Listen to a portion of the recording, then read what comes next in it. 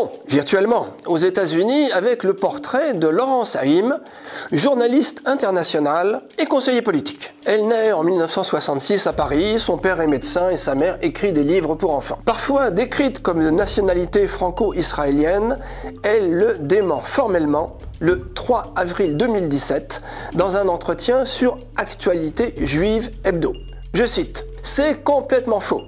Mon lieu de naissance se situe à Paris, je suis française et de confession juive, mon rapport avec le judaïsme est fort et en même temps complexe, j'ai beaucoup travaillé en Israël, mais aussi très souvent dans les conflits aux côtés des Palestiniens. » Fin de citation. Après des études non terminées en sciences politiques, elle se forme au journalisme en autodidacte, au fil de stages qui lui permettent de rencontrer de grands noms du journalisme, et notamment Philippe Labro et Christine Ockrent.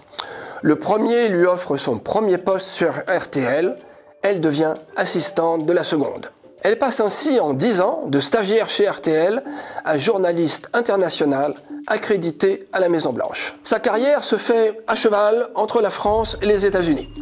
En 1992, après la production de reportages pour l'agence CAPA, elle s'installe à New York où elle devient la correspondante française aux États-Unis de Canal+, puis d'ITélé. Elle sera la seule journaliste française à obtenir 2 interviews de Barack Obama. Elle met un premier pied en politique en couvrant les élections américaines à partir de 2004. Son parti pris en faveur des démocrates est clair. Elle ne parvient d'ailleurs pas à le dissimuler.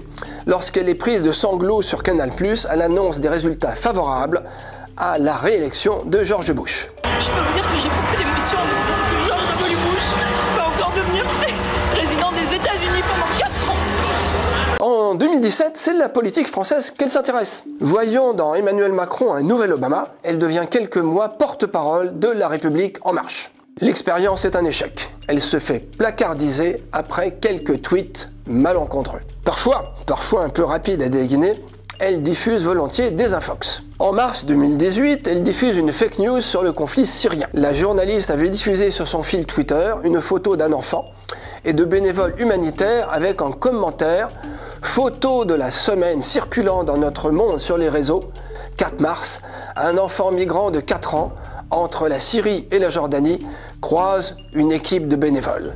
Il a dans son petit sac les vêtements de sa mère et de sa sœur tués en Syrie. » Cette analyse de la photographie, diffusée pour la première fois 4 ans plus tôt, en 2014, avait déjà été invalidée par les journalistes du Guardian la même année. Elle fait à nouveau parler d'elle en septembre 2019 avec un tweet erroné annonçant le décès de l'acteur américain Clint Eastwood. Elle prend parfois seulement, quelques fantaisies avec l'orthographe et la grammaire en français, ce qui n'est pas si anormal pour une journaliste devenue peut-être plus américaine que française.